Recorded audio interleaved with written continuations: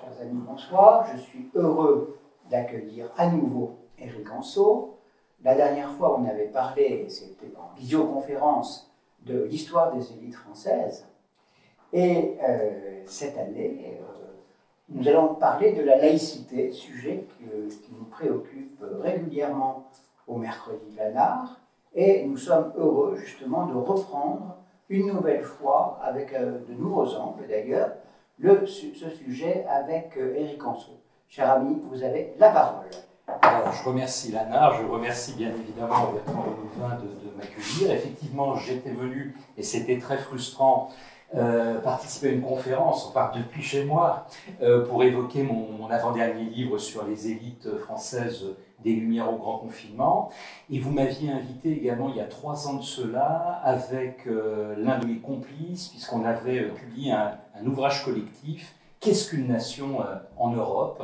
Voilà, et c'est donc pour moi la 3e participation et je m'en réjouis. Et je me réjouis également de succéder à Lucien Jaume, qui a abordé dans un livre récent chez Talandier, l'un de mes autres éditeurs, bien les rapports entre l'Église et l'État sur le temps long, et en particulier pendant la période monarchique.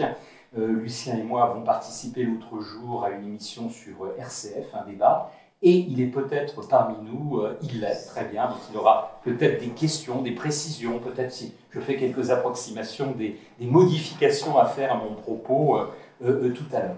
Alors pour commencer, j'aimerais expliquer très brièvement pourquoi j'ai fait ce livre. Il y a 3 raisons, si vous voulez, qui m'ont amené à l'entreprendre. C'est un travail que j'ai mené sur 2 ans, à peu près, parallèlement aux autres travaux, parce que je procède toujours comme ça, comme mes livres, et je vais m'en expliquer dans un instant, se complètent, se répondent les uns les autres. Eh bien, j'en ai plusieurs en chantier, et là, j'en ai 2 en chantier parallèlement. Vous allez dire, il n'y a aucun rapport, mais s'il y a quand même des rapports, vous allez comprendre tout à l'heure, une histoire des impôts et une histoire de la nation française. Alors, pourquoi tout ça ? Parce que, bien évidemment, je gravite depuis plus d'une dizaine d'années autour de l'État, l'histoire de l'État, et que quand on évoque la laïcité, quand on évoque les impôts, quand on évoque la nation, bien évidemment, l'État n'est jamais très loin, et les élites aussi nous y ramènent. Alors je m'étais ouvert de mon intérêt pour la laïcité auprès de 2 grands maîtres, d'une part Émile Poulat et d'autre part Jean-Marie Mayer, et les deux, ce que j'évoque là, remonte à il y a plus de 15 ans. Ils m'avaient encouragé l'un et l'autre, un jour, quand j'en aurai le temps, à creuser ce sujet, ne venant pas comme eux de l'histoire de la religion, des religions, mais venant de l'histoire plus spécifiquement politique. Ils m'avaient dit que ça serait un angle original d'approche, sans doute, si j'arrivais à donner une profondeur de champ à ce sujet. Et donc ça m'avait titillé, je m'étais dit, voilà, bien évidemment, pourquoi gardons ça dans la mémoire, pourquoi ne pas traiter ce sujet un jour. Alors il y a une affaire d'opportunité aussi qui m'a amené vers la laïcité, c'est que nous avons ouvert à Sorbonne Université, avec l'un de mes collègues philosophes, Pierre-Henri Tavoyot, un DU laïcité. La laïcité, on va en parler, est aujourd'hui mise en débat dans notre société. Il y a l'islam qui a parfois du mal à trouver sa place dans notre pays, des déviances comme l'islamisme, et y compris dans le monde de l'entreprise. Et Pierre-Henri a eu l'idée de créer un DU laïcité qui serait ouvert en fait au DRH, d'une part, des entreprises, également au personnel de l'enseignement secondaire, et qui leur permettrait de leur donner des notions en philosophie, en sciences politiques, en sociologie, en histoire, autour de la laïcité. Donc voilà pourquoi on a ouvert ce DU laïcité il y a 2 ans, et en préparant ce DU, les cours que j'y fais, j'y donne à peu près 30 heures de cours, et bien c'était un petit peu l'aiguillon qui m'a amené à me replonger dans mes lectures, à en approfondir certaines, à aller vers d'autres livres pour préparer cet ouvrage.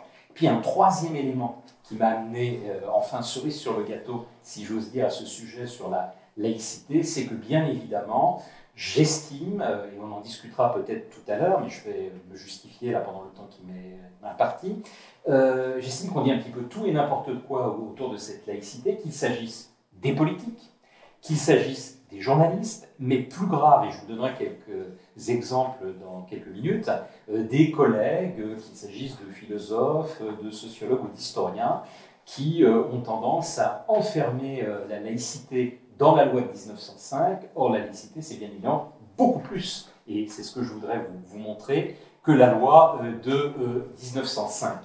Alors justement, pour peut-être commencer les choses après ce préambule, évoquons deux personnalités qui ont tendance, alors qu'ils connaissent très bien la laïcité, qu'ils ont l'un et l'autre commis des dizaines et des dizaines de livres sur le sujet, à l'instrumentaliser. J'estime que c'est grave parce qu'ils bénéficient de la science, c'est pas le fait de mal connaître la laïcité, le principe de laïcité, c'est au contraire, ils le connaissent très très bien, mais ils ont un a priori, et à partir justement de leur science, ils vont avoir tendance à orienter cette laïcité dans une direction. Alors je fais allusion ici d'une part à Jean Bobéro, le sociologue qui a été directeur d'études et même directeur, président, aujourd'hui il est honoraire, de l'école pratique des hautes études, et je fais allusion d'autre part, et sur l'autre partie de l'échiquier, on va dire politique d'une part, mais aussi par rapport à la laïcité, Henri Péniard-Ruiz, le philosophe, très proche du parti de gauche, il en a été l'un des idéologues, on pourrait presque dire, et puis aujourd'hui de la France insoumise, même s'il voit bien que la France insoumise, depuis quelque temps, a modifié, et Jean-Luc Mélenchon au premier chef, son discours sur la laïcité, et lui-même, aux universités d'été de la France insoumise, eh bien, il a été très violemment pris à partie par certains cadres, et il n'y avait guère que Adrien Quatennens pour le défendre. Donc il en est un petit peu revenu. Alors, pour dire deux mots un petit peu de la vision des deux hommes, et ça qui est très intéressant, c'est que les deux ont tendance à faire de la loi du 9 décembre 1905, la loi de séparation des églises et de l'État, l'alpha et l'oméga de la laïcité. Mais ils n'en tirent pas du tout les mêmes conséquences, puisque pour Jean Bobéro, si vous voulez, c'est une lecture très libérale. Il estime que Aristide Briand a fait de cette loi une loi très libérale, et que donc, lorsque le Conseil d'État en fait la jurisprudence, eh bien, il applique la bonne jurisprudence, voire il n'irait pas assez loin dans la voie du libéralisme. Je parlais tout à l'heure de la loi, vous savez, interdisant le port des signes religieux dans les établissements scolaires, la loi du 15 et 16 mars 2004. Jean Bobéro faisait partie de la commission préparatoire, et il a été le seul dans cette commission à s'opposer à cette loi. Il estimait qu'elle dénaturait complètement la loi de 1905.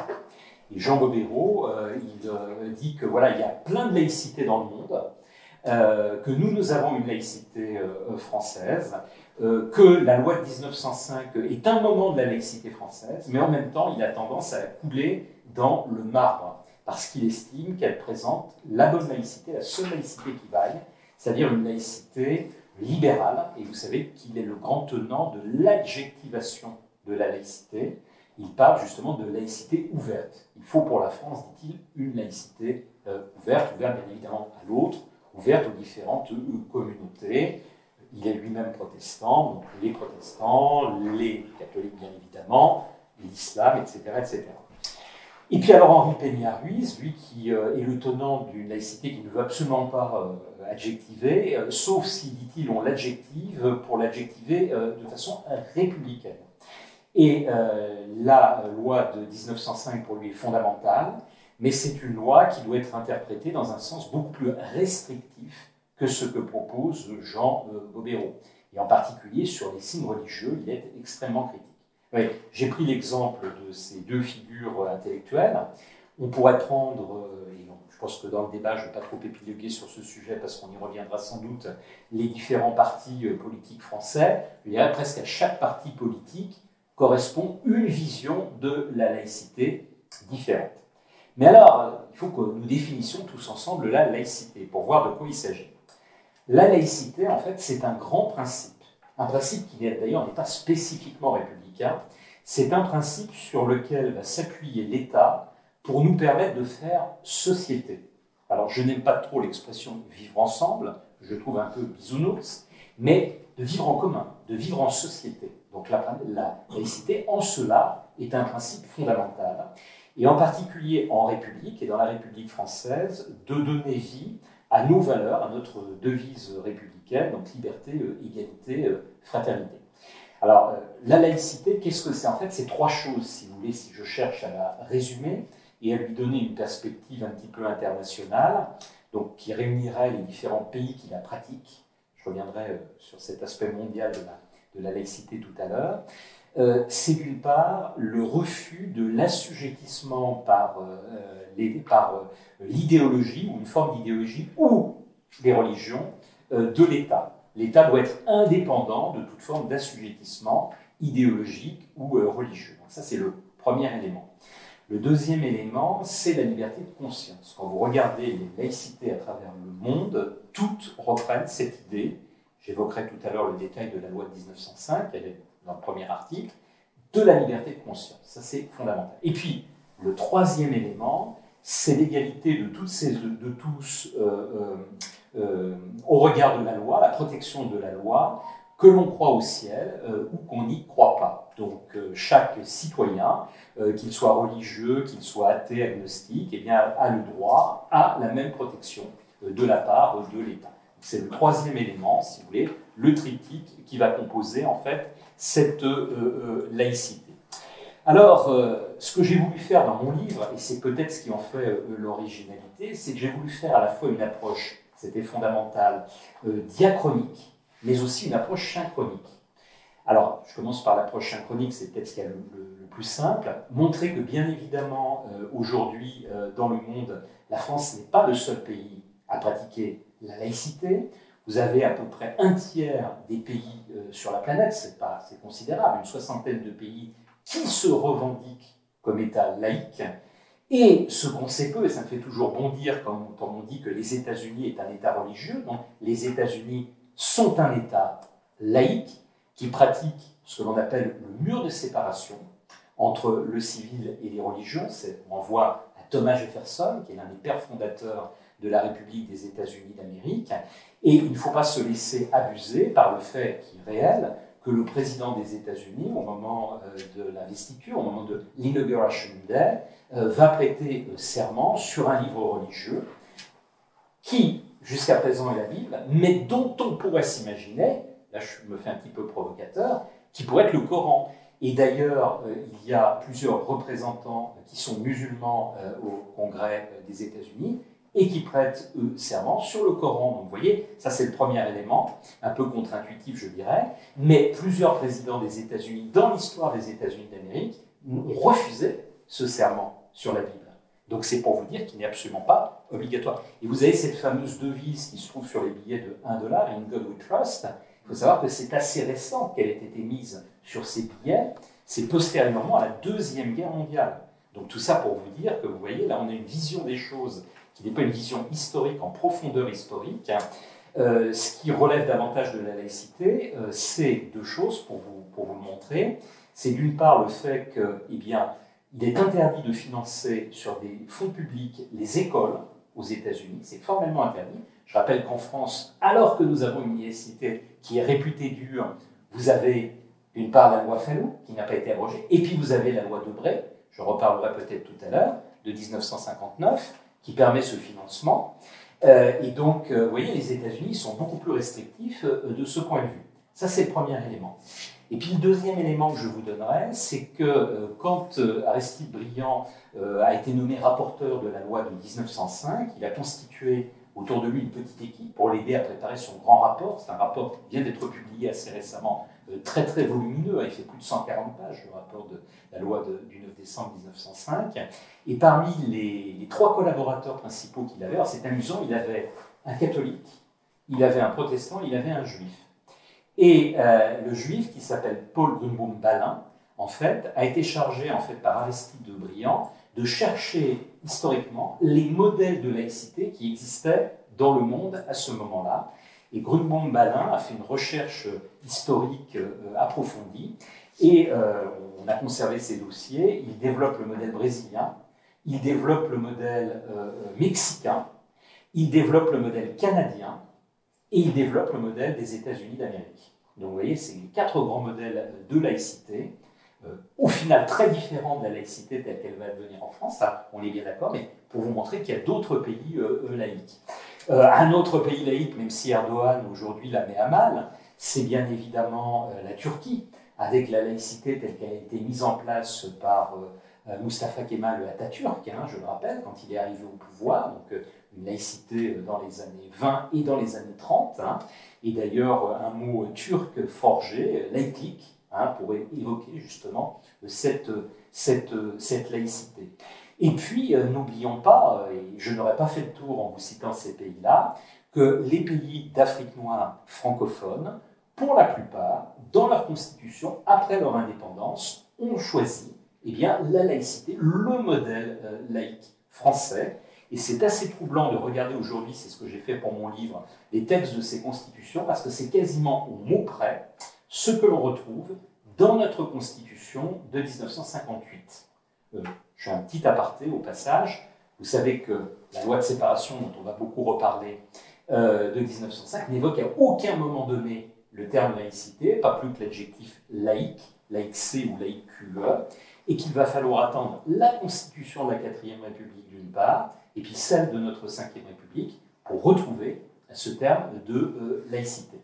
Eh bien, les États d'Afrique noire, devenus indépendants à partir des années 60, ont repris quasiment mot à mot la formule de la laïcité française. Et des pays comme la Haute-Volta, aujourd'hui, par exemple, hein, sont, alors pas tous, hein, vous avez des États d'Afrique noire qui ne sont pas laïques, mais en gros, la moitié de nos anciennes possessions d'Afrique noire se revendiquent de la laïcité et du modèle français. Donc voilà, si vous voulez, pour la vision synchronique, pour resituer un peu le cas français dans le panel, le panorama international. Mais surtout, bien évidemment, et pour montrer que la laïcité française ne se limite surtout pas à la loi de 1905, je voulais proposer une vision diachronique, c'est-à-dire remonter le fil du temps. Et je fais là à nouveau un petit aparté. Mon éditeur qui a le nez fin, j'étais au départ assez hostile, je vous laisse appeler mon livre simplement Laïcité, un principe, ou Histoire d'un principe. Mais Lino et Eric, on va faire réagir un peu la presse, et tu vas voir, je suis persuadé qu'ils vont beaucoup t'interviewer, si nous mettons un sous-titre de l'Antiquité au temps présent. Au début, j'étais très très réticent, parce que bien évidemment, je sais bien que la laïcité dans l'Antiquité, elle n'existe pas à proprement parler. Mais en fait, et je vais y revenir, j'y vois les racines de notre laïcité d'aujourd'hui. Je vais essayer de vous le montrer dans un instant. Et mon éditeur a eu le nez fin, parce qu'effectivement, la plupart des interviews que j'ai eues jusqu'à présent tournaient autour de la profondeur historique de mon ouvrage, ce qui fait son originalité, je dirais, par rapport aux autres. Alors pour justifier un petit peu cette profondeur historique, vous avez très très peu, hein, je le précise, d'ouvrages sur la laïcité qui la donnent en profondeur historique. Il y a Philippe Reynaud qui a publié il y a 2 ou 3 ans un livre, mais lui part des guerres de religion. Moi je remonte beaucoup plus haut. Mais en dehors de Philippe Reynaud et de 3 ou 4 autres ouvrages que j'ai identifiés, parmi les 2000 qui figurent au catalogue de la BNF, pour la France, vous en avez sur les 2000 la moitié, 1000, ça fait, vous en conviendrez, très très peu. Donc c'est des livres qui se limitent bien souvent au 19e siècle, dans le meilleur des cas, au 20e ou au début du 21e, voire uniquement au 20e et au 21e siècle. Donc moi, je voulais remonter beaucoup plus haut. Et je me suis appuyé, entre autres, sur Ferdinand Buisson. Alors, pour vous rappeler qui est Ferdinand Buisson, il était ce qu'aujourd'hui on appellerait le DGESCO, c'est-à-dire le directeur général de l'enseignement scolaire, le numéro 2 du ministère de l'Éducation nationale. À l'époque dont je vous parle, c'est les années 1880, donc c'est le ministère de l'Instruction publique. En fait, pour faire simple, c'est le bras droit de Jules Ferry.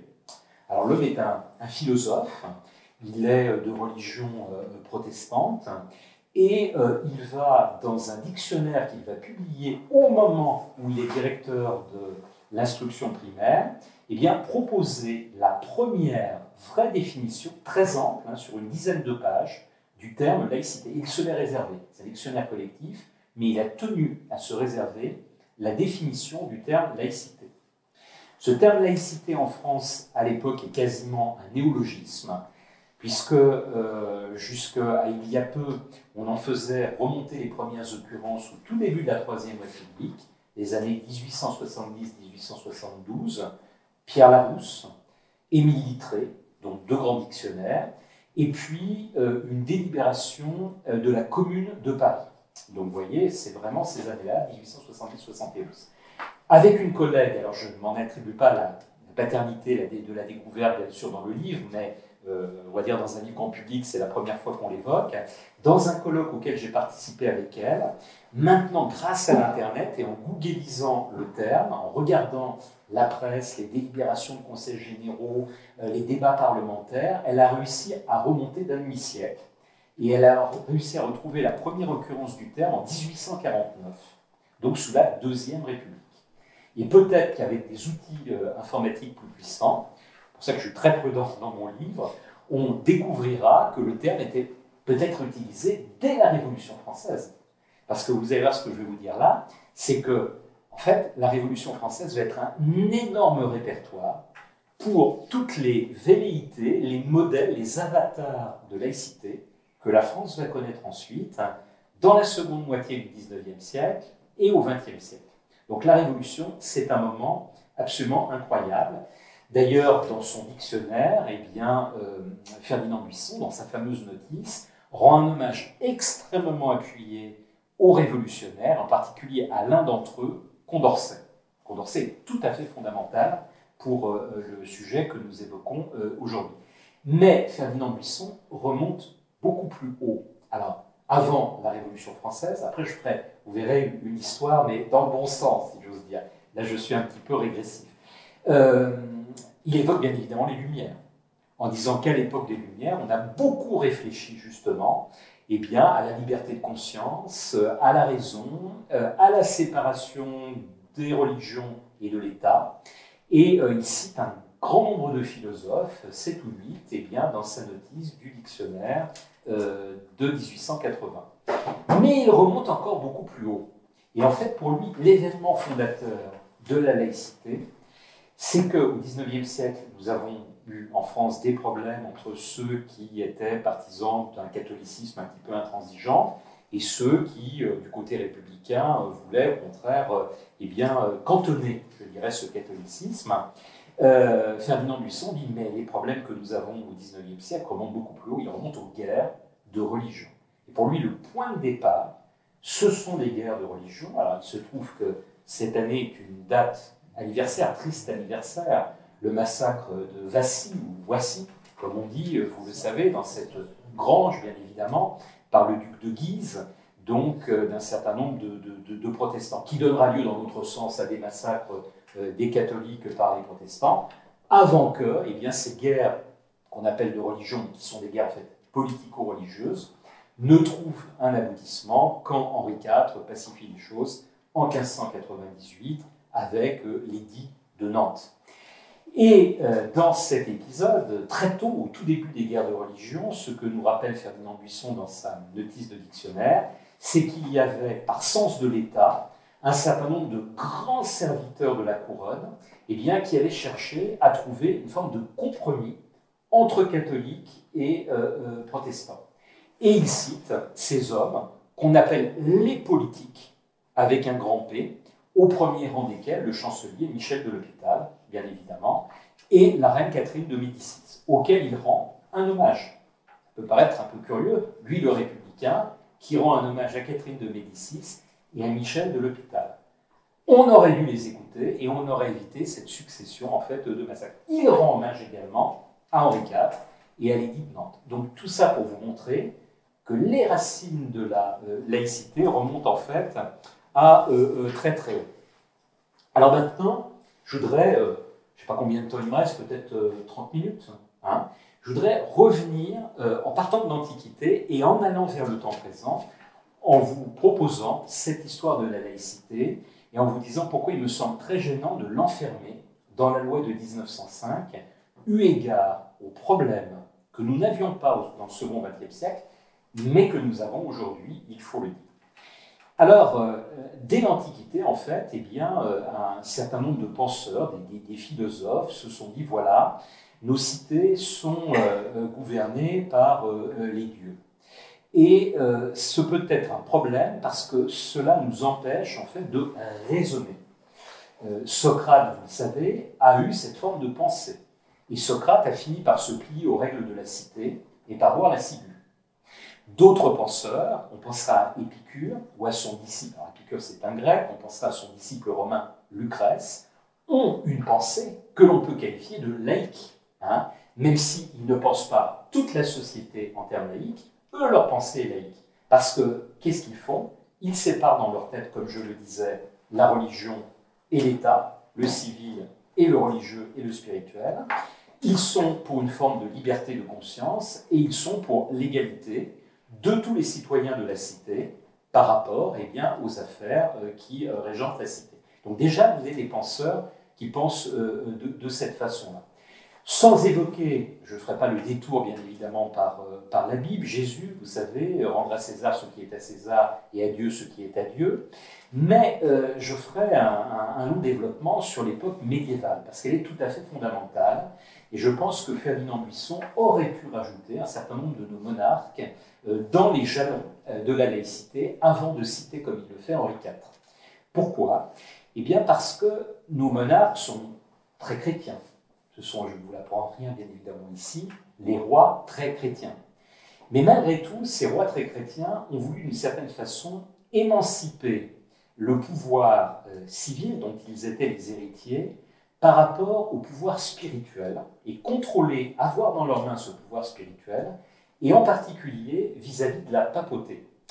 Et il y a eu, je dirais, un jeu à trois qui s'est joué, on va dire, pour faire simple, du fils du Capet, donc Robert le Pieux, jusqu'à, on va dire, le XIVe, XVe siècle, qui s'est joué entre le pape d'une part, l'empereur d'autre part, à la tête du Saint-Empire romain germanique, et le roi de France, qui a voulu s'affirmer. Et il a joué de la rivalité entre l'empereur et le pape pour affirmer ses prérogatives. Je suis empereur en mon royaume. Vous avez un certain nombre de textes tout à fait fondamentaux.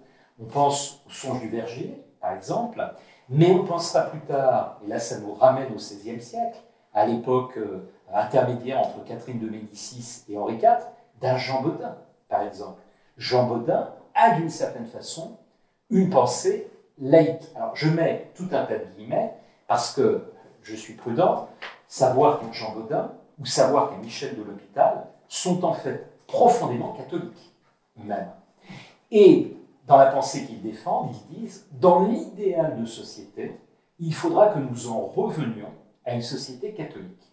Mais plus haut encore que la religion catholique, ils ont une vénération de l'État. Et ils disent, ben voilà, notre État, notre société sont extrêmement divisées, les protestants sont puissants, et parce que les protestants sont puissants, que nous ne pourrons pas les éradiquer et les massacrer tous, il faut bien que, de façon très pragmatique, nous nous entendions avec eux. Et c'est par ce biais-là qu'ils vont développer une forme de pensée, vous voyez, je dirais, de neutralisation de la religion. Donc c'est ça qui est très très intéressant, je trouve. Alors je reviens à nos rois, bien évidemment il y a des jalons très très importants, je ne vais pas tous les évoquer ici, je vous en évoque deux principalement. Le premier c'est Philippe le Bel. Quand on s'intéresse à l'État comme moi, systématiquement dans toutes les monographies que je fais, le nom de Philippe le Bel revient. Je vous l'avais déjà évoqué dans ma conférence sur les élites. Et je vous l'annonce, c'est un petit scoop que je vous fais. Donc je prépare un livre, L'histoire de la nation française. Philippe le Bel sera forcément aussi extrêmement présent. Et à terme, peut-être à la retraite, je donnerai, si Dieu me prête vie, une histoire de l'État. Et alors là, le grand héros du livre sera aussi, bien sûr, Philippe le Bel. Mais Philippe le Bel, il est... et puis j'ai mon histoire des impôts aussi. Dans l'histoire des impôts, les États généraux, c'est Philippe le Bel, et donc il est aussi très très présent. Mais là, il joue aussi un rôle dans cette affaire, je dirais, parce que bien évidemment, avec ses légistes, c'est le pouvoir d'hommes qui ne sont pas, pour la plupart d'entre eux, d'hommes d'église, ce sont des juristes, et qui vont l'aider à trouver des textes, à affirmer l'État par rapport à la papauté. Je ne développe pas l'épisode de ce qu'on appelle l'attentat d'Alénie, bien évidemment, avec Guillaume de Nogaret, mais c'est un petit peu ça, c'est la volonté d'affirmer le pouvoir du roi par rapport aux prérogatives de la papauté. Et puis vous avez plus tard la pragmatique sanction de Bourges, qui relève également du sujet. À tel point que, et là, un Jean Bobéro est un petit peu gêné aux entournures, je vous disais tout à l'heure qu'il a une connaissance de notre histoire, indéniablement, mais il fait de la loi de 1905 l'alpha et l'oméga de la laïcité, parce que ça l'arrange, c'est une loi plutôt libérale, et en même temps il reconnaît qu'il y a comme 120 textes de notre corpus juridique qui relèvent de la laïcité, 120 textes avant 1905. Et la plupart de ces textes, c'est sous la monarchie, c'est avant 1789. Donc vous voyez, là, il y a quelque chose de très très intéressant. Alors j'évoquais tout à l'heure notre bon roi Henri, donc l'édit de Nantes, et l'édit de Nantes, en fait, va mettre en place une forme de tolérance à l'égard des protestants. Le mot tolérance, là encore, il est tiré à l'U et à l'IA aujourd'hui. Il faut bien évidemment reprendre l'étymologie. La tolérance, ça n'est pas une égalité avec les protestants. D'ailleurs, le nom que l'on donne au protestantisme, c'est RPR, religion prétendue réformée. Donc, vous voyez, c'est déjà la connotation extrêmement négative. La tolérance, c'est en fait, quand on remonte à l'étymologie latine, supporter ce que l'on ne peut supprimer. Mais l'idée, c'est un petit peu comme l'idée de Michel de l'Hôpital, c'est qu'à terme, le royaume redevienne un royaume chrétien, sous-entendu par chrétien, catholique, hein, bien évidemment. Il n'en demeure pas moins que cette pacification à laquelle procède Henri IV va faire bondir à travers l'Europe. Il faut le savoir. Je me suis replongé dans les... Alors, je ne suis pas du tout moderniste, mais dans les meilleurs travaux qui ont été consacrés à l'édit de Nantes. Je le savais déjà, mais j'ai été fasciné de voir que, par exemple, le pape a été, vous en doutez un petit peu, très très choqué par l'édit de Nantes. Le roi d'Espagne a été aussi très choqué. Mais également le roi d'Angleterre. Parce que le roi d'Angleterre était arrivé, vous le savez, eh bien, à s'émanciper, à sortir justement de la religion catholique pour fonder l'anglicanisme.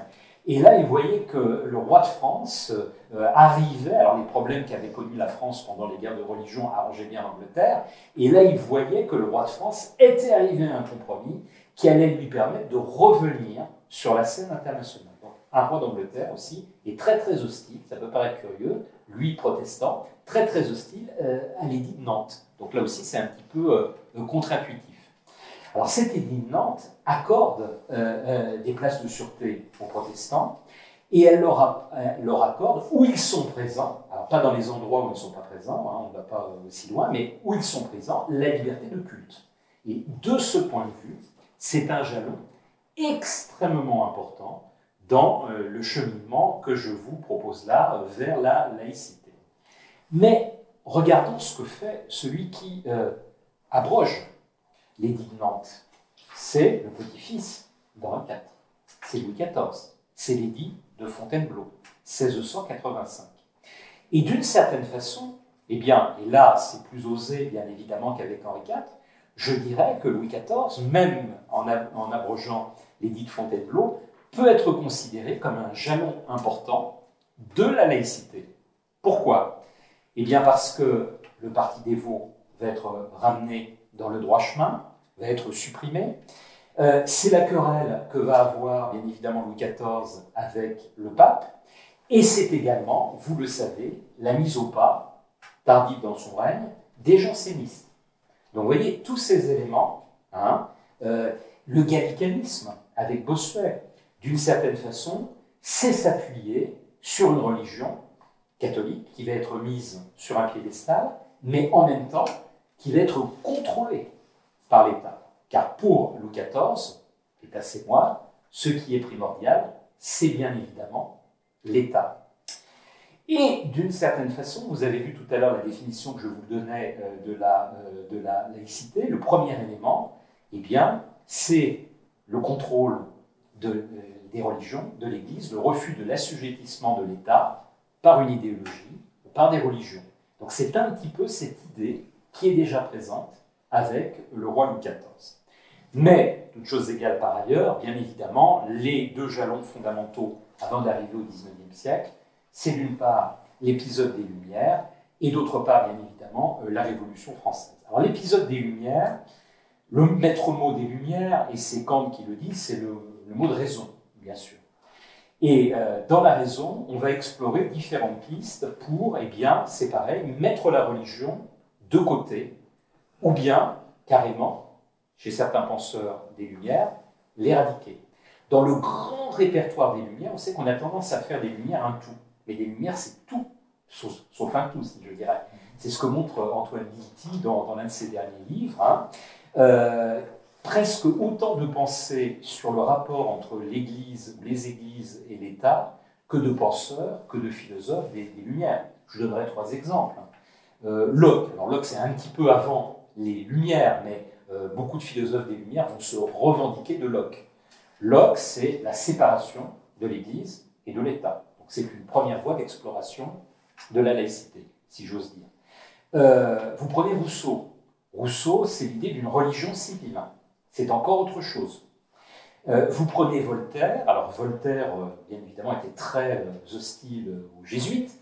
Il était très anticlérical, mais il n'était pas, ce qu'on sait peu, hostile aux religions. Simplement, ce que veut Voltaire, c'est une cohabitation dans l'État des religions et un contrôle par un roi qui serait un despote de ces différentes religions. Donc là, vous voyez, on a 3 philosophes, Voltaire, Locke, Rousseau, qui ont une pensée différente.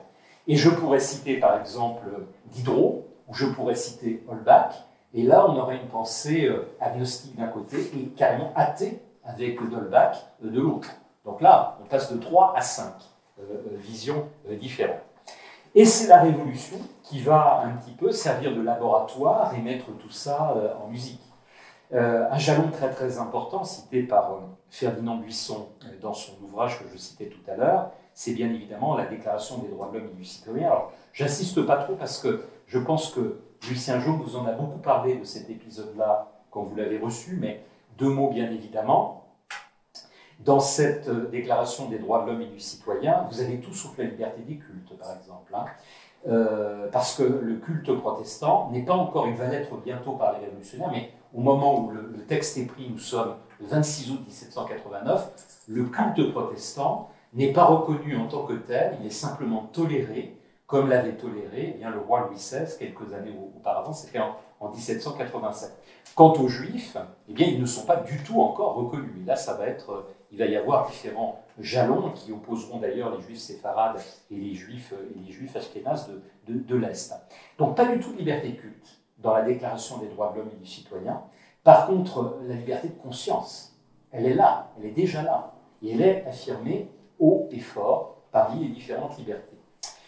Et puis, différentes explorations qui vont être faites tout au fil de cette période révolutionnaire. Alors, 1790, ça va être la constitution civile du clergé. Donc, c'est une religion associée à l'État, mais sous un contrôle extrêmement étroit, pour le coup.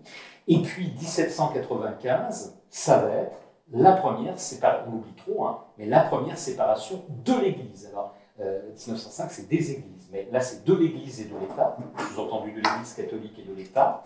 Mais ce qui est très intéressant, c'est de voir que les premiers articles de cette déclaration de 1795 se retrouvent dans la déclaration de 1905. Quasiment, il y a 2-3 mots qui varient, mais quasiment au mot près, vous avez le même texte. Et tout ça a déjà été exploré sous la Révolution française.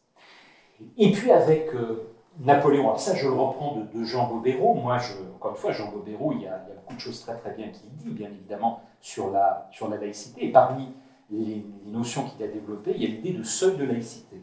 Et il fait de la période consulaire et impériale un seuil de laïcité très très important, parce que le concordat donc, de Napoléon Bonaparte, passé avec le pape Pie VII, eh bien, c'est une forme de laïcité, très différente, on est bien d'accord, de notre laïcité d'aujourd'hui, mais c'est une forme de laïcité.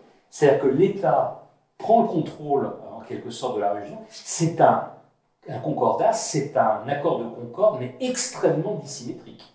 Tous les historiens de la religion en conviennent, au très très grand profit, bien évidemment, de l'État. La meilleure preuve, c'est que, vous le savez sans doute, le secret de la confession peut être trahi lorsqu'il y a un attentat contre la sûreté de l'État qui se fomente. Hein, donc on va quand même très très loin de ce point de vue.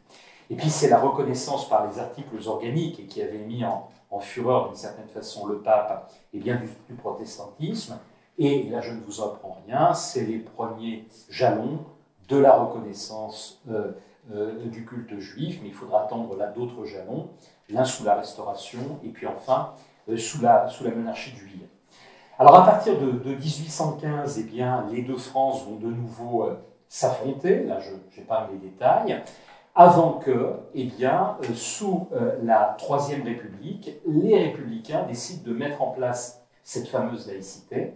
Et là, je voudrais quand même vous en dire quelques mots, parce que c'est peut-être, j'ai beaucoup insisté là-dessus, c'est le chapitre que j'ai voulu faire central de mon livre, chapitre 6 sur les 11. Il y a la laïcité selon Jules Ferry, et il y a la laïcité telle qu'elle va advenir en 1905. Et elle est très différente. La laïcité de Jules Ferry, c'est la laïcité des années 1880-1886. Jules Ferry est président du Conseil et ministre de l'Instruction publique à plusieurs reprises entre 1880 et 1882. Alors, parmi les grandes lois de laïcité de ce moment-là, la plus connue est celle, bien évidemment, qui concerne l'instruction primaire, puisqu'il la rend, vous le savez, gratuite, obligatoire, mais aussi, c'est le troisième élément, laïque. Mais vous avez, dans tout l'éventail des lois qui vont être passées pendant ces années-là, un très très grand nombre de lois laïques. C'est la laïcisation, par exemple, des cimetières. C'est le fait de retirer les crucifix dans les établissements publics. C'est le fait, et là ça surprend beaucoup quand je dis ça dans les émissions, les journalistes n'en reviennent pas, que vous aviez dans les débats parlementaires, pour ouvrir les sessions, des prières publiques qui étaient faites. Elles sont supprimées dans les années 1880. C'est également le retour du divorce par la loi Naquet, 1884. Donc vous voyez, vous avez un certain nombre de lois qui sont mises en place. Et en 1887, au terme de ce cycle, eh bien, Jules Ferry dit, voilà, nous avons mis en place la laïcité républicaine, il n'y a pas besoin d'aller plus loin. Il n'évoque pas la séparation de l'Église ou des Églises et de l'État. D'autres dans le camp républicain sont déjà favorables à la séparation. Notez d'ailleurs qu'il y a des gens, des hommes politiques qui ne sont pas républicains, qui sont eux-mêmes favorables à la séparation. Je vous donnerai quelques exemples. Lamennais, alors Lamennais, il est mort depuis très très longtemps sous la Troisième République, mais il voulait la séparation. Montalembert, grande figure du catholicisme libéral français, est favorable à la séparation.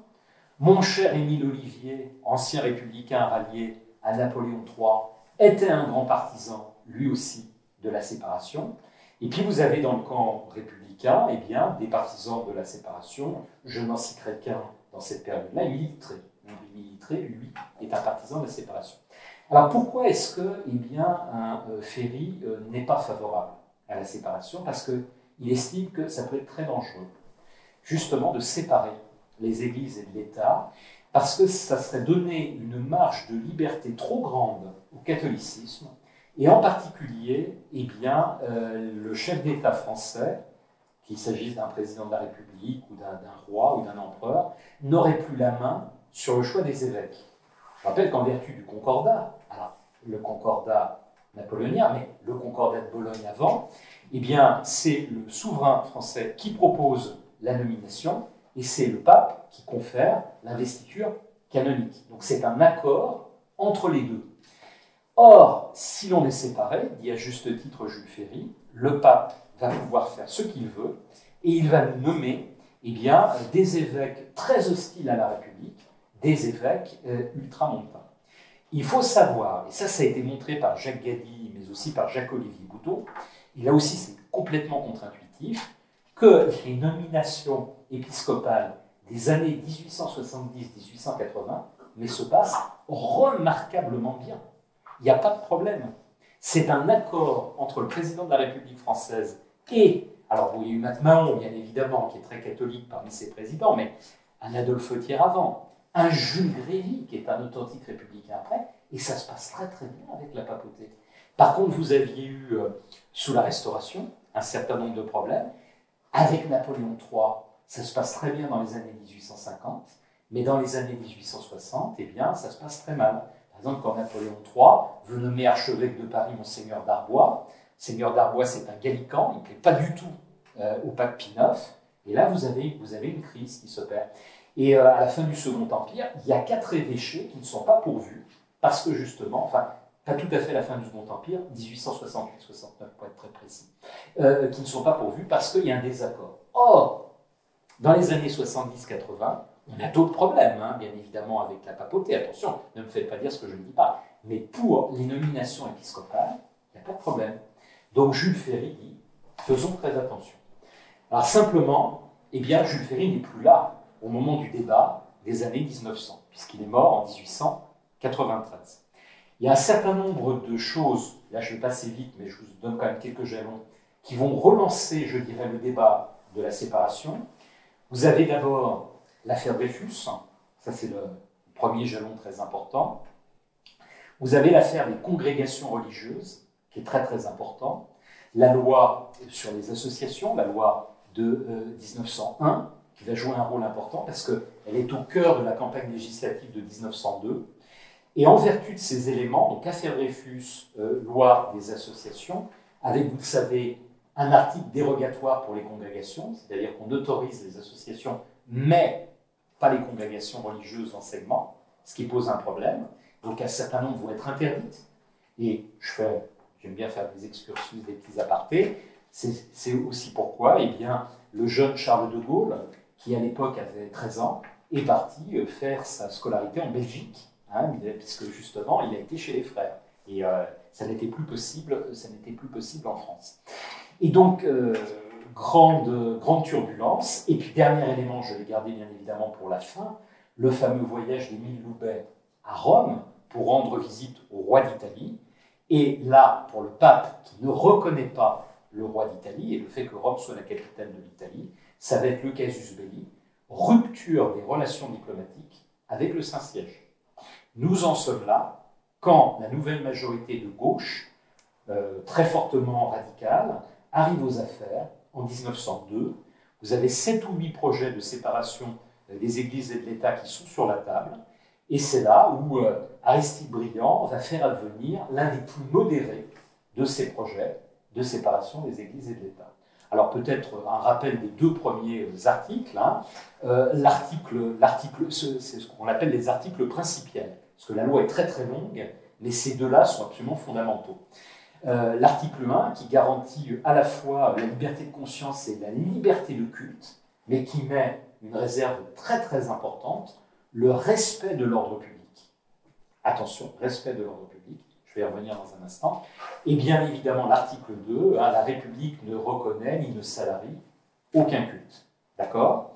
Alors, Jean Bobéro, et il a raison, parce qu'indéniablement dans les débats c'est là, Aristide Briand, qui se vante de la loi qui sera la sienne, elle porte son nom, hein, il en a été le rapporteur, dit voilà, j'ai fait une loi qui est une loi extrêmement libérale, et plus tard, lorsque le Conseil d'État devra en faire la jurisprudence, il devra l'appliquer dans son volet, dans son acception la plus libérale. Ça, c'est indéniable. Jean Bobéro joue sur du velours lorsqu'il rappelle cela. Ça sert sa thèse. Mais il ne cite pas tous les textes. Et c'est pourquoi je dis il y a un gros problème. Parce que, qu'est-ce que dit Aristide Briand également? Il dit, mais attention, si l'ordre public, et c'est dans l'article 1, je l'ai dit tout à l'heure, est menacé, nous pourrons légiférer, nous pourrons amender, nous pourrons transformer la loi que je vous propose. Et ça, il le dit textuellement. Je donne des exemples dans mon livre. Ça, c'est le premier élément. Et puis le deuxième élément, c'est que vous savez que le pape, par 2 encycliques, dont Vehementernos Internos, va s'opposer à la loi de séparation des églises et d'État. Ça va nous donner la dramatique querelle des inventaires, dans laquelle vous allez avoir un mort, plusieurs blessés, et même un deuxième mort quelques mois plus tard, et même des laïcards, j'utilise le terme, intransigeants comme Clémenceau, arrivés aux affaires, mettront de l'eau dans leur vin, et diront, ben non, voilà, il faut faire un pas, la mort d'un homme, enfin la loi, la séparation ne vaut pas la mort d'un homme, les inventaires, les tabernacles, tout ça, ça ne vaut pas la mort d'un homme. Et donc, vous allez avoir des lois qui vont amender, et on ne le dit jamais, 3 lois, en 1906, 1907 et 1908, la loi de 1905, ce qui vous prouve qu'elle pouvait être amendable. Et elle a été très vite. Alors, à la suite, vous savez que les choses se sont apaisées. Elles se sont apaisées parce qu'il y a eu l'union sacrée de la Grande Guerre, Et les évêques, très patriotes justement, ont appelé à servir l'armée de la République. Hein. On a Monseigneur Marbois, en particulier l'évêque de Meaux, qui a été en première ligne avec les ambulances hein, pendant la bataille de la Marne. La fraternisation, bien évidemment, dans les tranchées, entre les catholiques, les protestants, les juifs, les athées, etc. Maurice Barrès, qui publie son grand texte que vous connaissez tous, bien évidemment, sur les différentes familles spirituelles de la France, en disant, voilà, là, il recule par rapport à ce qu'il avait pu dire au moment de l'affaire Dreyfus, et oui, on peut être un protestant, un juif, et être un très bon Français. L'événement qui est en train de se produire, la Grande Guerre, est en train de nous le prouver. Et puis, le retour de l'Alsace et de la Moselle à la France en 1919, une période de très forte tension, parce que le Concordat et un certain nombre là encore de républicains intransigeants qui veulent faire rentrer l'Alsace et la Moselle dans le régime commun, la loi 1905, de grandes manifestations ont lieu, et finalement, eh bien, les républicains intransigeants qui reculent, ils acceptent de maintenir le Concordat en Alsace et Moselle, et puis un certain nombre de choses qui montrent que la loi de 1905 et que la laïcité française passent dans les mœurs.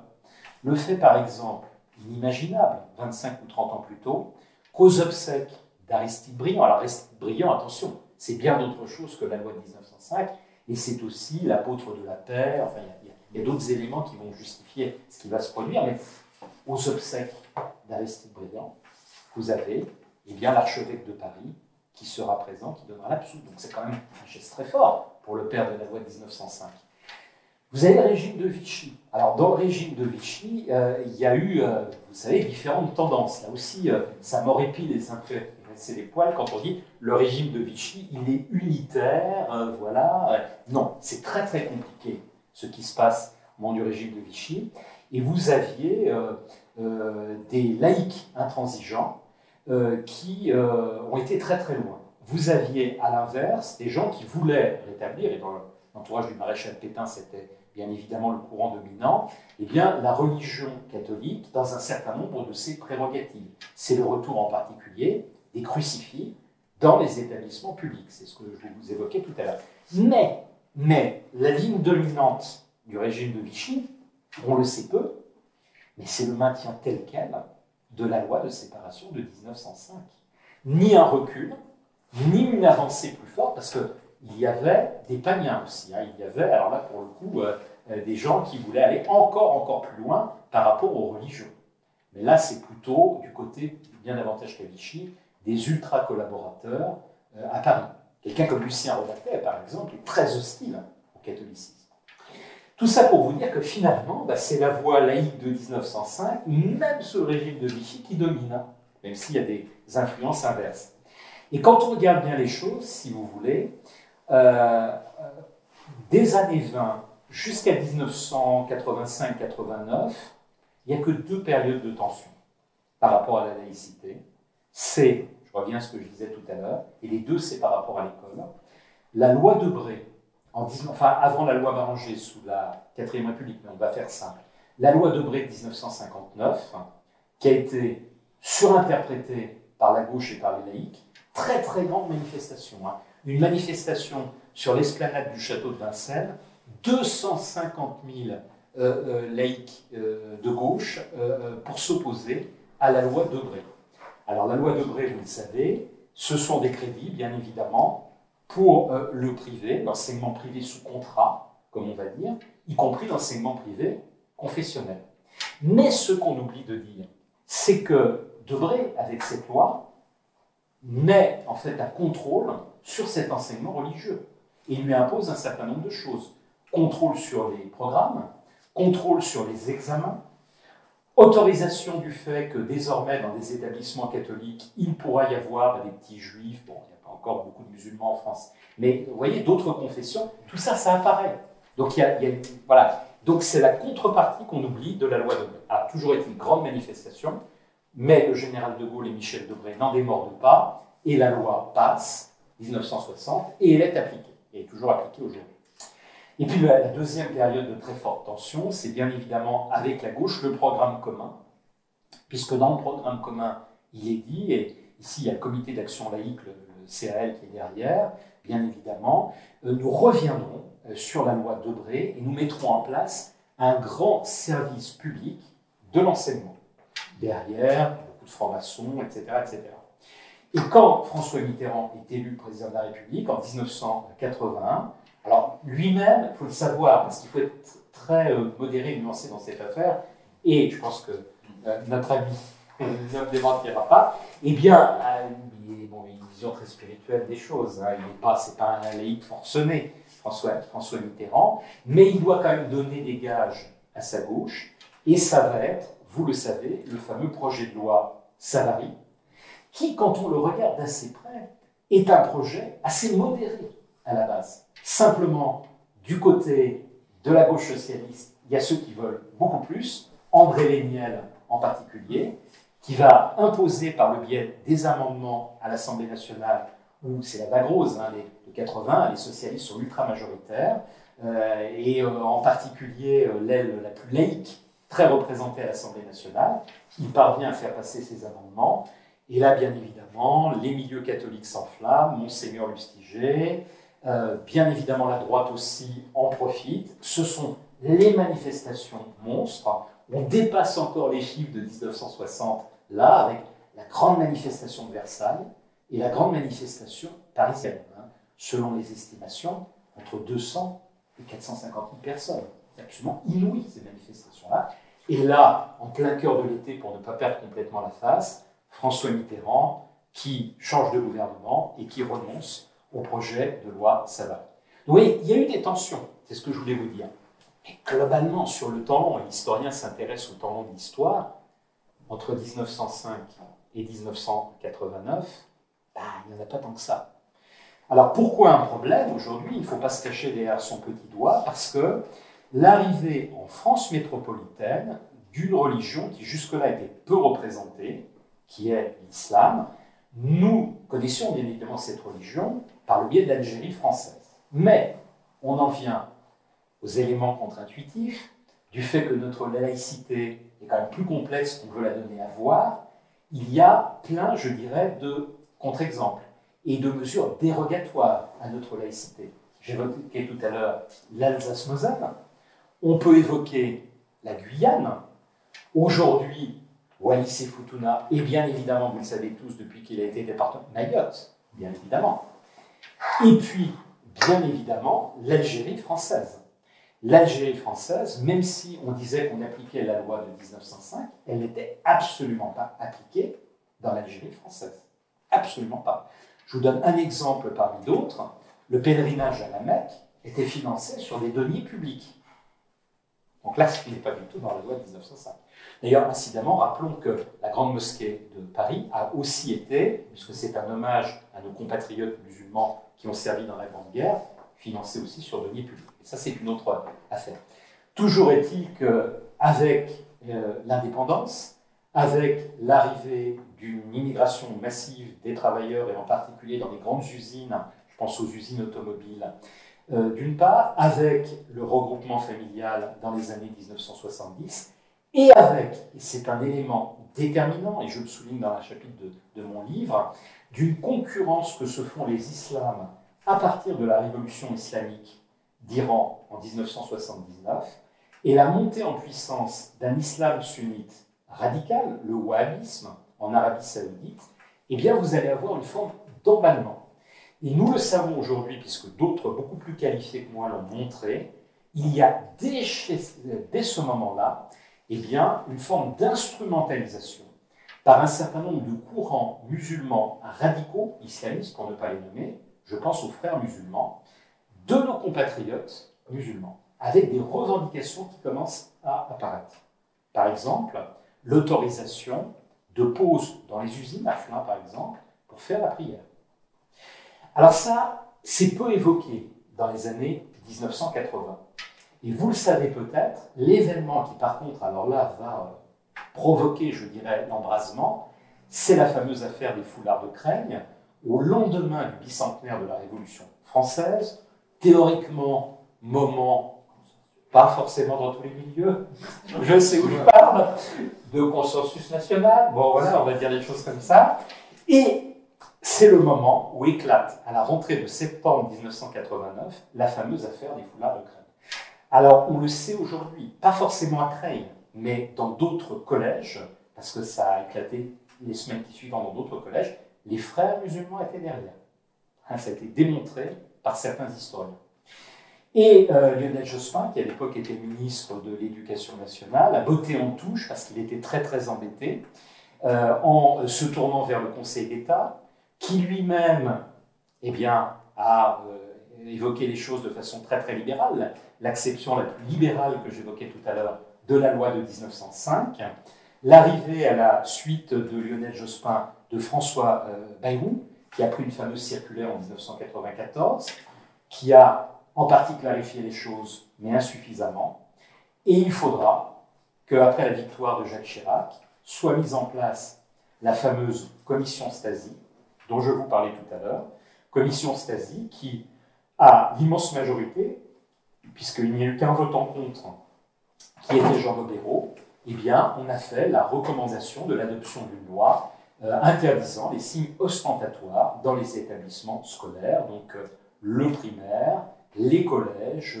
et les lycées. Ça vaut aussi d'ailleurs, bien que ce soit des adultes ici, pour les étudiants de classe préparatoire, parce qu'eux sont dans les lycées. Et inversement, ça ne concerne pas les universités. Vous pouvez avoir des jeunes qui passent le bac à 16 ans et qui, eux, se retrouvent à l'université, mais parce qu'ils sont à l'université, là, il n'y a pas cette loi qui s'applique.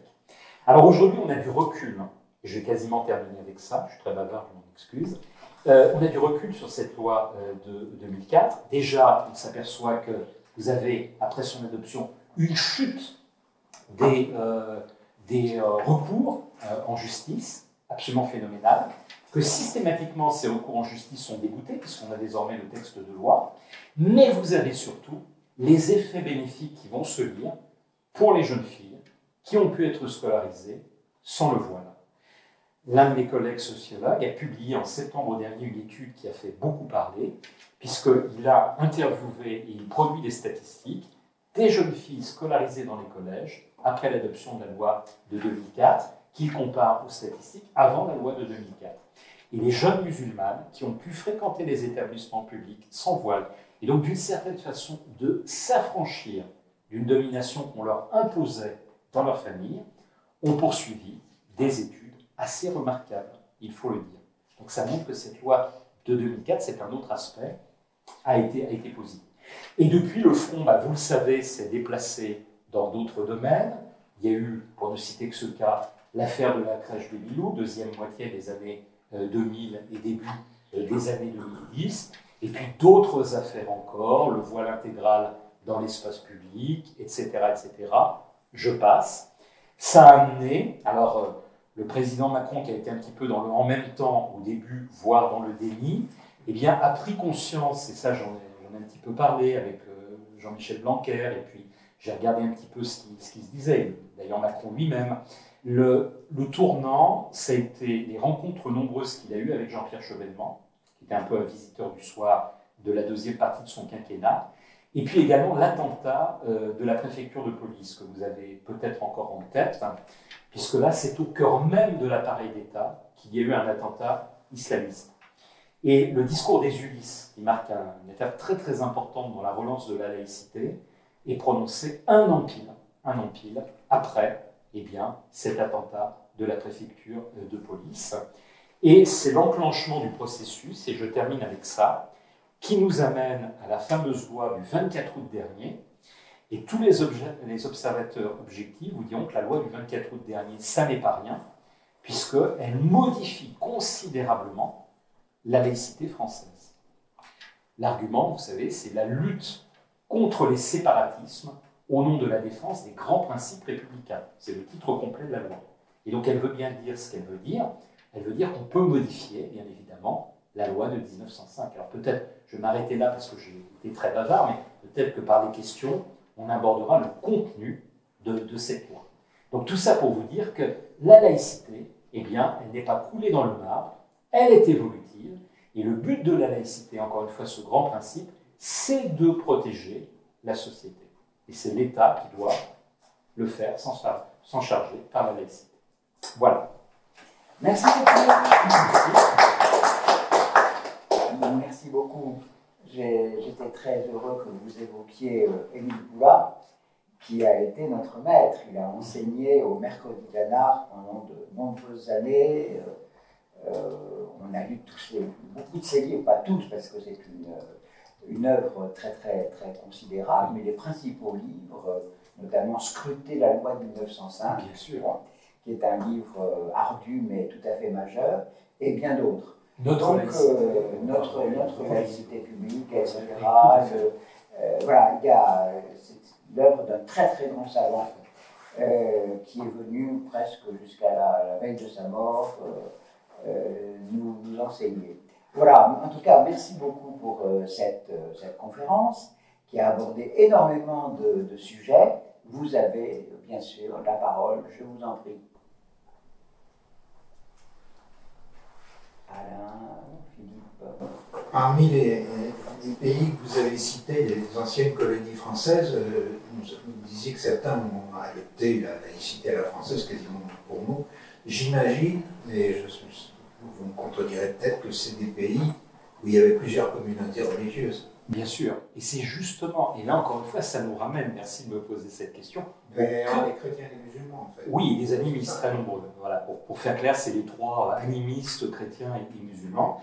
Et l'idée, c'est justement éviter l'éclatement, parce que très concrètement, parlons-en, la colonisation, c'est le colonisateur qui impose souvent sur la carte des frontières, réunissant des communautés, des peuples qui parfois n'ont pas forcément grand-chose à voir entre eux.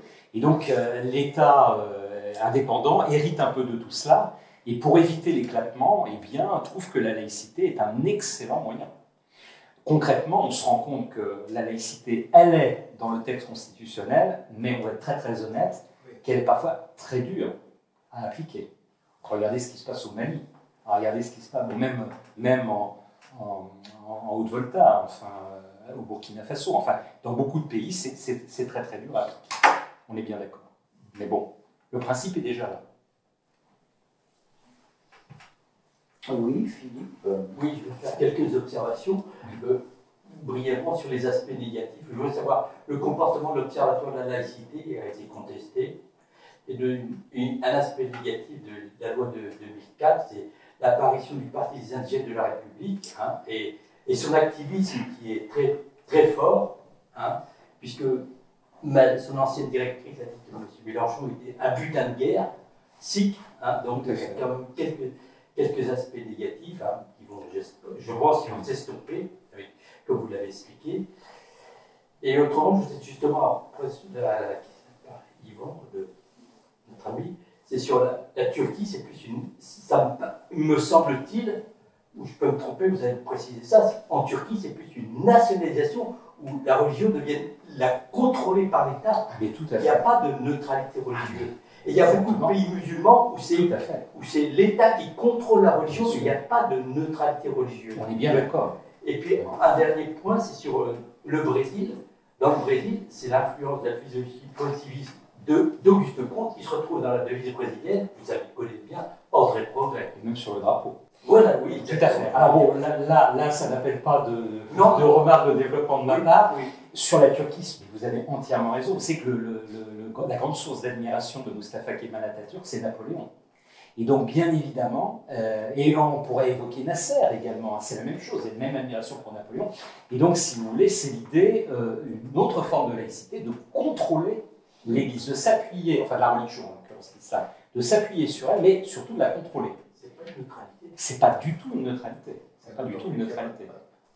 En France, c'est plus une neutralité, mais je dirais la neutralité, c'est la loi de séparation. Encore une fois, on a exploré d'autres pistes. Et vous savez que la neutralité a été constitutionnalisée, le principe de neutralité, assez tard finalement, puisqu'il y a deux étapes, c'est 1995 et 2012 ou 2013. Donc ça vient très tard. La loi de 1905, elle, vous le savez, n'est pas constitutionnalisée. Le président Hollande l'a envisagée en 2012. Et puis finalement, il a été conseillé, on lui dit attention, il ne l'a pas fait. Il n'y a que le principe de neutralité qui l'est. Par contre, en Turquie, ça n'est absolument pas ça. C'est une autre forme de laïcité, on est bien d'accord. Alors pour revenir à la loi de 2004 et aux conséquences qu'elle a eues, je dirais, là, vous lui faites un mauvais procès, parce que bien évidemment, certains en ont profité en disant mais voilà, on a été trop loin, donc on va. Mais ils en ont profité. Voilà, le mot islamophobie, très clairement, est apparu à ce moment-là. Quand on en refait l'historique, l'archéologie, il apparaît là. Le Parti des indigènes de la République, Ouriel Tedjak, à laquelle vous faites allusion, c'est ce moment-là. Tout naît 2004-2005. C'est assez fascinant de le voir. Hein.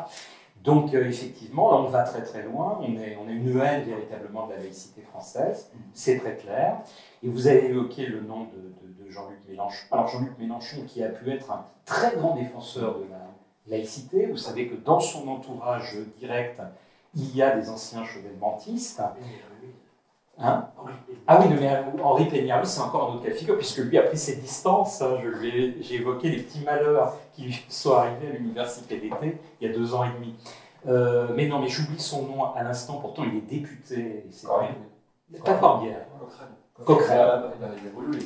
Il a énormément évolué, puisque Coquerel était très très proche de Jean-Pierre Chevènement, était un farouche défenseur de la laïcité. Et alors il se trouve, je parle devant la caméra, mais c'est pas grave, je ne me cache pas derrière mon petit doigt. On m'a dit que, alors peut-être ça sera démenti, que c'est lui qui a conseillé à donc Jean-Luc Mélenchon de prendre par souci électoral, on va dire par électoralisme, cette pente pour séduire l'électorat musulman. Donc vous voyez un petit peu comment les choses se sont faites. Rappelons quand même que Jean-Luc Mélenchon est l'un de ceux qui prononce l'éloge funèbre de Charb suite aux attentats. On a vu qu'il a manifesté avec les islamistes à plusieurs reprises ces derniers mois. Donc là, le virage est absolument complet.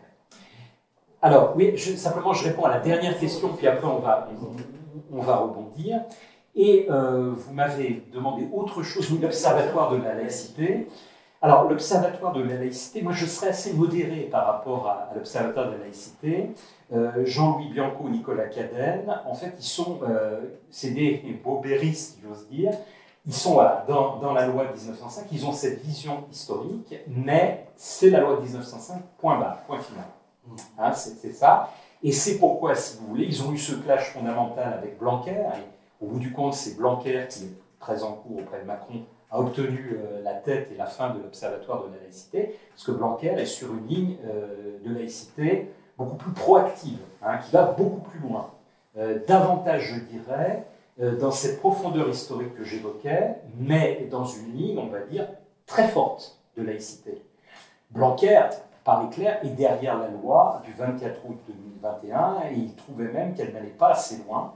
Il y a eu des arbitrages qui ont été faits, et en particulier, il aurait voulu qu'on aille regarder de façon beaucoup plus rapprochée ce qui se passe dans les clubs de sport, les sports collectifs en particulier, et les sports de combat d'autre part. Vous savez que le terroriste qui a assassiné Samuel Paty venait justement d'un club de lutte, hein, le Tchétchène.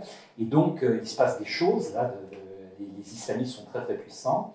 Blanquer voulait agir, mais le problème, c'est qu'il avait Madame Moreno et il avait Roxana Maracineanu, qui est la ministre des Sports, qui, elle, était sur une ligne beaucoup plus libérale par rapport à la laïcité. Et donc, voilà, il n'a pas pu aller aussi loin qu'il voulait. Mais tout ça pour vous dire que Blanquer est très radical, très dur par rapport à la laïcité. Et bien évidemment, on le sait aujourd'hui, il ne s'en cache pas, c'est lui qui a obtenu la tête de Jean-Louis Bianco et l'Observatoire de la laïcité. Hein, dès son arrivée rue Grenelle, il disait voilà, l'Observatoire de la laïcité ne va pas dans le bon sens.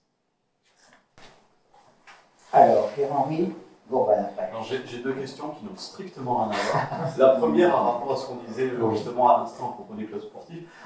Donc, sur le tournant laïque du quinquennat, est-ce que le dernier vote sur la loi portant sur le hijab ne vient pas contredire ça? Alors, vous me direz, c'est les députés. Sauf qu'on a quand même une majorité qui a plutôt le petit doigt sur la couture du pantalon. Donc, s'il y avait une volonté du président de la République ou du gouvernement, on aurait eu ce vote en faveur de l'interdiction. Ça n'a pas été le cas.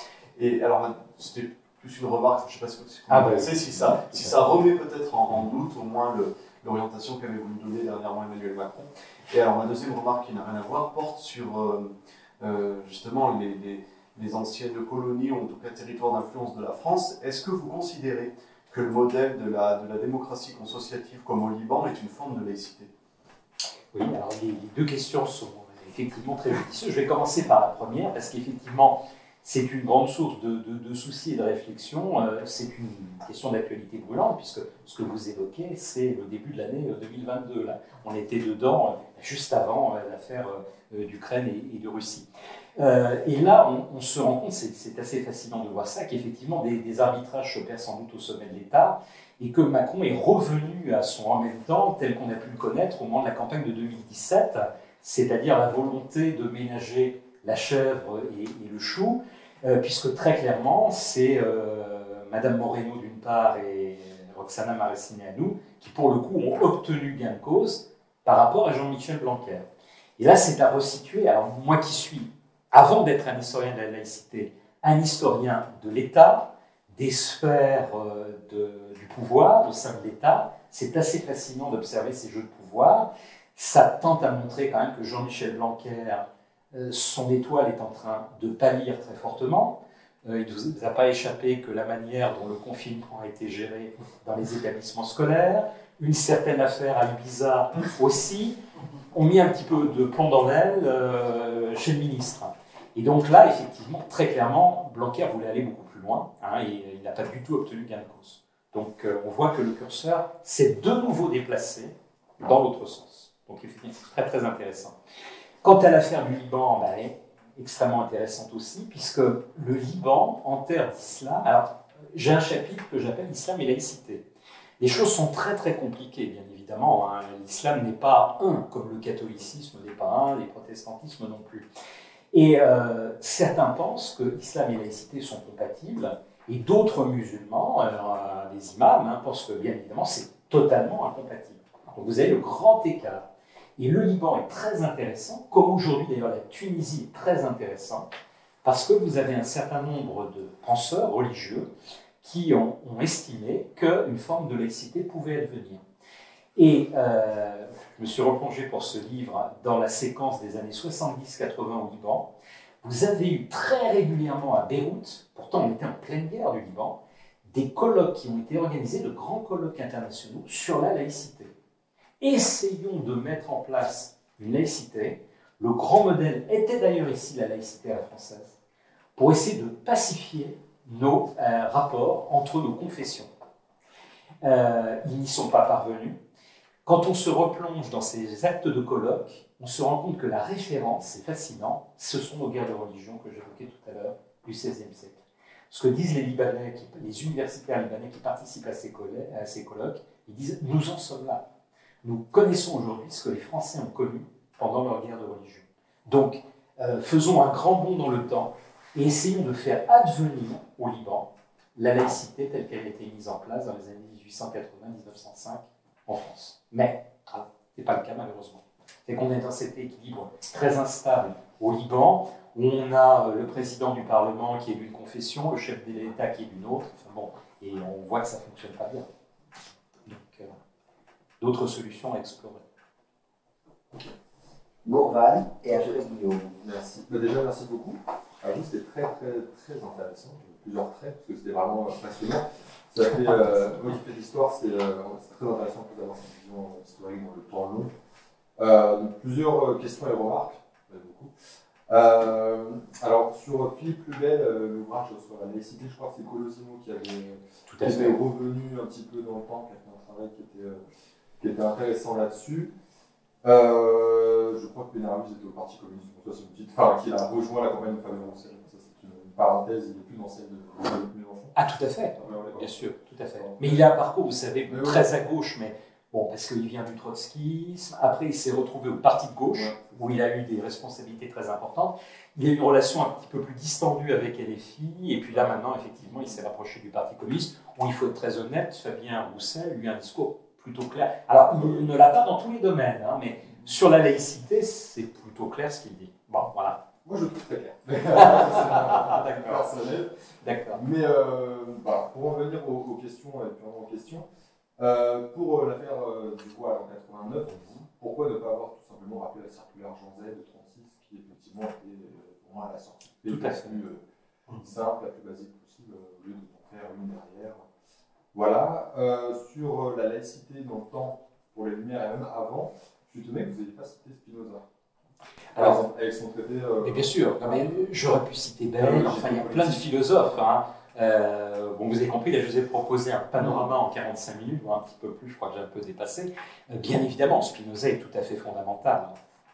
C'est l'un des... D'ailleurs, quand je fais ce cours, ce DU sur la laïcité, donc j'ai j'ai 5 cours, il y en a un qui est consacré au temps 17e, 18e siècle, et il y a une séquence d'1 quart d'heure sur Spinoza. Donc vous voyez, bien sûr. Un quart d'heure, c'est trop court. Décidément. Mais et sur les États-Unis, c'était très intéressant ce que vous avez dit parce que moi, dans mes études, j'ai un cours d'histoire de la religion aux États-Unis. Et vous avez absolument dit mot pour mot, recraché mon cours. Voilà, c'est exactement ça. Moi, c'est la vraie question. Mon prof me dit qu'effectivement, d'une certaine manière, la laïcité aux États-Unis est plus dure et plus stricte, et qu'en fait, les États-Unis seraient plus laïques dans leur acception à eux, parce qu'ils entendent non pas la laïcité comme on entend de manière globale, donc quelque chose qui va bien au-delà de la loi de 1905, comme vous l'avez montré. Ils entendent vraiment ça comme c'est la séparation. Et c'est separation, c'est séparation, État, Église. Qu'en pensez-vous? Est-ce que si on prend la laïcité sous cette exception, effectivement, en effet, ce qui est quand même une définition réduite, hein, bien sûr. Par rapport à la nôtre, les États-Unis sont-ils en effet plus laïques Alors, je ne mettrai pas de comparatif de laïcité jugée un pays par rapport à l'autre. C'est qu'une laïcité indéniable, c'est une laïcité très différente de la nôtre, et je serais presque tenté de dire à l'opposé de la nôtre. Pourquoi? Parce que la laïcité française, elle protège l'État et la société des religions avant tout, pas seulement. Hein. Elle protège aussi les religions, on est d'accord. Et du côté des Américains, c'est l'inverse. On va protéger les religions et les individus et les communautés par rapport aux ingérences de l'État. Donc c'est quasiment l'inverse. Pas seulement, là je suis un peu caricatural. Parce qu'on est un peu dans l'entre-deux en France. Mais c'est un peu ça quand même. Hein. Donc effectivement. Donc, alors pour votre autre remarque, mais elle est parfaitement judicieuse, et moi-même, alors j'étais beaucoup trop jeune en 89 pour m'être fait cette réflexion à ce moment-là, mais depuis que je m'intéresse à ces questions, je me suis posé la question, mais pourquoi n'a-t-on pas exhumé la circulaire Jean Zay, enfin les deux circulaires Jean Zay? Il y en a une sur les aspects politiques, la politique ne doit pas rentrer dans les établissements scolaires, et une autre sur les aspects religieux. On a tout dans cette circulaire. Alors Jospin a été mal conseillé. Ouais. Hein? Bon, si on avait eu Chevènement à ce moment-là à l'éducation nationale, il l'a été à un autre moment donné, peut-être qu'on aurait... Bon, à 4 ans près. Et à aucun moment donné, je me suis replongé dans les débats, dans les textes, dans les discours, la circulaire Jean Zay est évoquée. Alors elle est évoquée, mais par des gens qui ne font pas partie de la sphère du pouvoir. Elle est évoquée par des philosophes, etc., par des historiens, en 89, il y a ceux qui débattent, et aucun politique, y compris des politiques qui sont plutôt sur cette ligne laïque, ne l'évoque. C'est assez fascinant. Ça montre d'une certaine façon, je vais être très méchant avec nos politiques, ça me ramène à mon livre précédent sur les élites, mais le fait que nos élites politiques ont bien baissé en termes de culture historique et de culture tout court, malheureusement. Alors, Guillaume. Alors, question d'un internaute. Est-ce qu'Ernest Renan, notamment dans la réforme intellectuelle et morale de la France, n'a-t-il pas amorcé la possibilité d'une anarchie laïque? Alors la question est très très compliquée. Renan, alors là je vais voter en touche. C'est la première fois, vous avez vu que je ne me suis pas décidé, hein, mais Renan par rapport aux religions, c'est très très compliqué quand même. Hein. Vous savez qu'il est tiré à Hu et à Dia. Hein. Vous connaissez l'histoire sans doute de sa statue devant la cathédrale de Tréguier, sa ville natale. Alors les laïcs se servent de lui, mais les catholiques intransigeants se servent de lui. Sur l'échiquier politique, les républicains se servent de lui, et bien évidemment les monarchistes aussi. Très très compliqué. Il y a guère, je serais tenté de dire que les bonapartistes qui ne peuvent pas se servir de lui, puisqu'il a été partisan, mais vraiment très très modéré, d'un empire extrêmement libéralisé à l'extrême fin, avant de dire je me suis trompé en plus. Voilà. Mais sinon, c'est très très compliqué. Ouais. Je pourrais vous trouver des arguments qui vont dans ce sens-là, comme celui de votre internaute, et autant d'arguments qui iraient dans le sens inverse. Et je ne serais pas sûr, au final, de vous dire la justesse des choses. Oui, je vous trouve bienveillant pour Louis XIV. L'année dernière, on a reçu Catherine Maire, Oui. Et on a évoqué toute la question de la politique religieuse de Louis XIV, tout de même une catastrophe. Bien sûr, et pour Avec l'État, soyons honnêtes, tellement pour la richesse contrôlé du royaume. la religion catholique, il est devenu, il a épousé la cause Tout à fait. catholique, avec cette répression des protestants et également Les jansénistes. des jansénistes, merci. Donc ça a été avec des conséquences qui ont été Oui, mais là encore tout à fait catastrophiques. je suis d'accord avec vous. Et d'ailleurs, dans mon livre, je ne lui accole pas le terme de laïque, bien évidemment, tout au contraire. Mais ce que je voulais dire, c'est qu'il est le parangon, il est le meilleur exemple d'un État en majesté.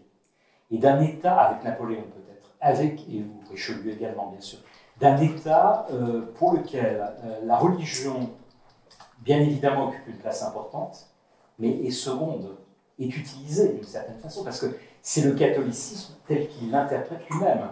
C'est le catholicisme tel que lui donne à voir Bossuet. C'est le gallicanisme. Les rapports quand même de Louis XIV avec la papauté sont quand même Ça dépend. Ah ben oui, parce que son règne est très long, hein, bien évidemment, mais ils ont été extrêmement tendus. Extrêmement tendus. Et, on le voit bien avec les jansénistes, justement, parce qu'il attend 1713 avant de les condamner. Hein, donc, bon, c'est une affaire compliquée. Tout à fait. Oui. D'autres questions? Je passe à toute autre chose. On n'a pas parlé de l'Iran. Oui. Je me souviens, on avait reçu Pierre-Jean Luizard. Oui. Il y avait un livre très intéressant sur la laïcité en termes d'islam, et il y avait deux régimes qui étudiaient, la Turquie, bien sûr, effectivement, et l'Iran, en montrant que c'était des régimes autoritaires bien sûr, qui avaient imposé une forme, tout à fait différente de la nôtre, de laïcité. Ah, tout à fait, les choses sont très complexes, parce que bien évidemment, c'est la République islamique d'Iran. Oui. Et en Iran, bon, il ne vous a pas échappé que les femmes portent le tchador. Mais là encore, c'est l'État avant tout quand on regarde bien les choses. Et effectivement, c'est la toute-puissance de l'État par rapport à une religion qui, d'une certaine façon, est instrumentalisée. C'est bien qu'on évoque l'Iran. Alors là, je fais un raccourci historique énorme. Après Louis XIV, parce que d'une certaine façon, oui, c'est la même chose. Et c'est une forme, effectivement. Alors, je n'utiliserai pas comme le terme de laïcité pour l'Iran. Mais c'est. Ça serait osé. Je vais prendre renouveau. Pierre-Jean Luizard évoquait essentiellement l'Iran du Shah. Ah, ça c'est autre chose. La laïcité bien de évidemment. 1905, bien sûr, du tout à fait. siècle, je ne sais plus très bien les dates maintenant, mais là, il y a bien une politique de laïcisation des lieux publics et de l'enseignement, si je me souviens bien, mes souvenirs sont anciens, je n'ai pas retrouvé la tannée qu'on a faite de lui. Mais donc, il y a, et là, par un régime qui, effectivement, comme en Turquie, impose une laïcisation bien sûr. De la société. Si on évoque le Shah, indéniablement, et je serais presque tenté de dire, il y a un moment historique, qui est celui des années 60-70, où dans le monde, cette partie du monde, pensez à l'Afghanistan par exemple, hein, les femmes ne sont pas volées. Quand on voit aujourd'hui la burqa, il n'y avait pas de burqa ou quasiment, sauf il y en avait dans les villages. Mais à Kaboul, il n'y avait pas de burqa dans les années 60-70. On voyait des femmes avec des jupes, alors pas la mini-jupe, mais des jupes assez courtes. Donc en fait, regardez ce qui s'est passé également en Syrie. Regardez ce qui s'est passé, je l'évoquais tout à l'heure, dans l'Égypte de Nasser. Il y a un discours célèbre qui tourne en boucle, vous l'avez sans doute vu sur YouTube, où Nasser se moque des imams et se moque des intégristes. Donc, il y a eu un moment, effectivement, et après, dans les années 70, c'est pour ça que je trouvais que c'était très osé ce que vous me disiez, mais j'avais mal compris, je m'en rends compte maintenant, à propos de la République islamique. Mais, voilà. Mais effectivement, le basculement, pour moi, c'est 1979, très clairement. Parce que, du fait que c'est le chiisme qui arrive sur le devant de la scène, avec un chiisme en plus qui est révolutionnaire et expansionniste, eh bien, ça va pousser le sunnisme et le cœur du sunnisme, la péninsule arabique, à se durcir. Donc là, il y a une forme d'emballement, très clairement, qui s'opère, indéniablement. Oui, ça, c'est un moment où comment dire, les régimes dits progressistes, nationalistes, plutôt laïques, d'influence occidentale, je précise bien, je sais pas modéré, s'effondrent, si je puis dire. Ils perdent une crédibilité. Ils commencent à s'effondrer, pas tous, hein, mais ils commencent, Non, oui, les uns après les autres, effectivement. Tout à fait. Et on a oublié, c'était, d'une certaine façon, Saddam Hussein était à l'origine un laïc tendance Atatürk. Exactement. Et d'ailleurs, ce qui est très intéressant, c'est de voir vraiment la guerre Irak-Iran, les soutiens, bien sûr, y compris dans nos propres milieux politiques, C'est les bien évidemment, hein, de Saddam Hussein, et à la suite d'ailleurs, après l'invasion du Koweït. En Syrie et en Irak, Tout à fait. qui est fondé par un chrétien, Bien un chrétien évidemment. irakien. Tout à fait. Tout à fait. Ça s'est effondré. Exactement. Et là, je propose dans mon livre, alors encore une fois, je ne suis pas un spécialiste, je me suis tourné vers les bons auteurs, les éléments d'évolution à partir de 1900, justement dans ces pays-là de l'islam, et vous avez un islam qui est beaucoup plus dans le cadre de la séparation en fait de l'État, hein, et de la religion. Et ce n'est pas finalement ce qui finira par advenir malheureusement à partir des années 80-90. Mais c'était un islam qui était puissant et qui aurait pu, dans les années de 1900-1910, effectivement, permettre, dans la partie est du bassin méditerranéen, de gagner du terrain, en Égypte en particulier. Voilà. Et après, il faudra attendre les militaires pour voir les choses évoluer. Si on continue sur les autres pays, du coup, parce que c'est pas le sujet propre du livre, un petit pays comme la Chine,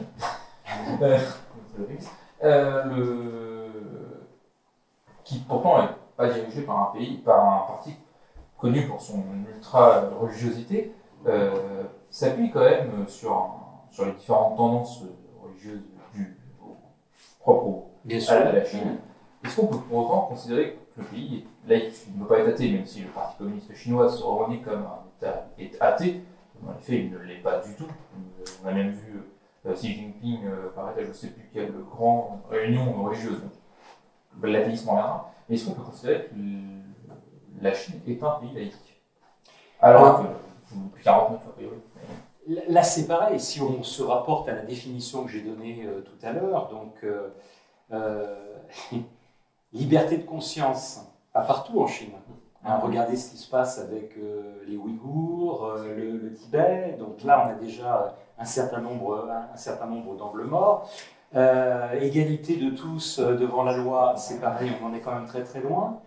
Par contre, effectivement, il y a une forme d'instrumentalisation des religions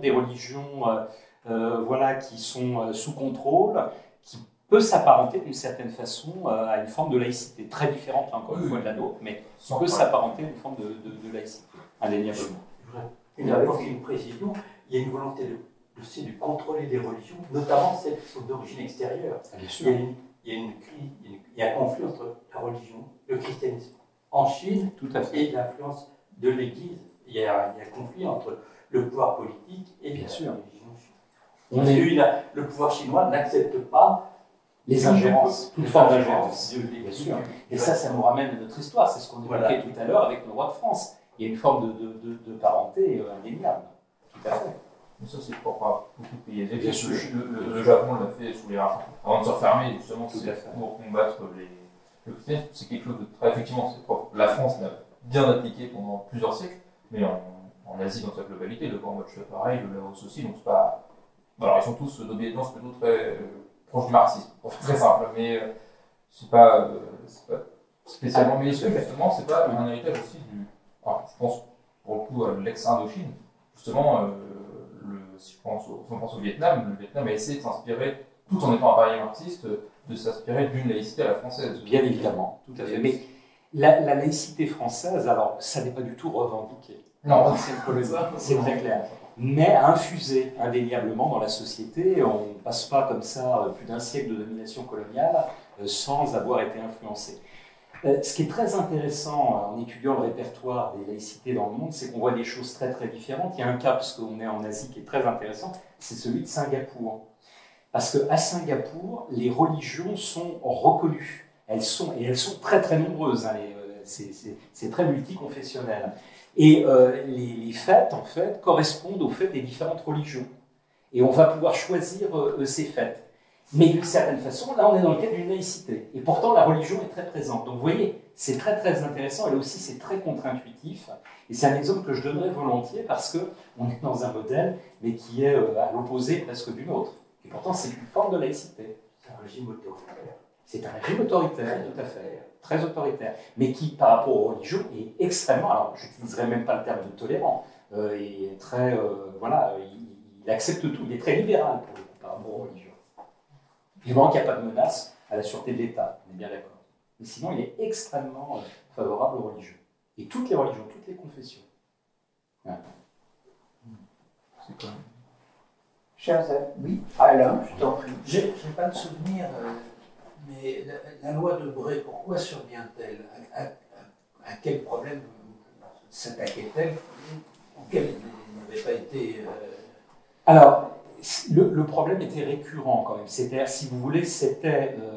on le voit parce que sous la 4e République, vous avez deux autres lois. Il y a la loi Barranger en particulier, et j'oublie le nom de l'autre loi, mais elles sont toutes les deux. C'est les années 1952-54. Hein. Donc, le problème n'avait pas été résolu. C'était un problème, je dirais, par rapport à l'école, qui demeurait. C'est le seul domaine où il y avait un problème. J'évoquais tout à l'heure le régime de Vichy. Le seul endroit où les choses se sont cristallisées pendant la période de Vichy, c'est à l'école. Et c'est avec les différents ministres. Alors, il y a eu un débat récent, vous le savez, autour du terme instruction publique qu'utilisait Éric Zemmour. Une journaliste l'a repris en disant mais non, éducation de l'art, etc. Sous le régime de Vichy, il y a eu les deux utilisations, instruction publique et éducation nationale. Et il y a eu les différentes politiques de laïcité qui ont été menées, comme je le disais, plus ou moins fortes. Et dans l'école, on a eu ces difficultés-là. D'où les lois de la 4e République qui ont voulu pacifier les choses. On n'y est pas arrivé sous la 4e République.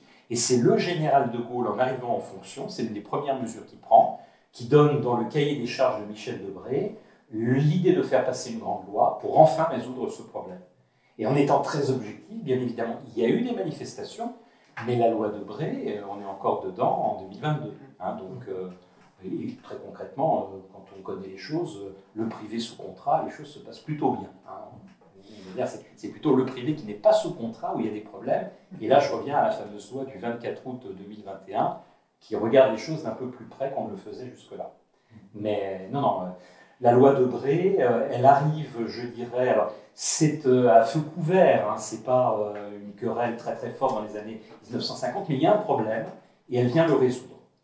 Et au terme des manifestations, une fois que la loi est promulguée, il n'y a plus de problème, pour parler clair. Sauf pour certains ultra-laïcs que j'évoquais tout à l'heure, qui veulent revenir en arrière. C'est tout. En dehors de ça. Comme pour l'Alsace et la Moselle. Exactement. Tout à fait. Chers amis, merci beaucoup. Éric Anceau, pour cette Merci pour votre question. Et pour vos questions. C'est toujours agréable d'avoir autant de questions. Vous nous avez annoncé les livres qui nous intéressent profondément. Les impôts, je ne sais pas, mais l'histoire de la nation, à mon avis, oui. Si, alors les impôts, on n'a jamais fait de conférence vraiment sur les impôts, donc ça serait intéressant justement de commencer par une histoire des impôts. Et je viendrai avec mon co-auteur, parce que ça, c'est pas un livre que je connais tout seul. Oui. Un grand spécialiste du monde britannique et de l'État, donc voilà. Bon, très bien. Et quant à l'histoire de la nation, naturellement, c'est quelque chose qui retient notre attention.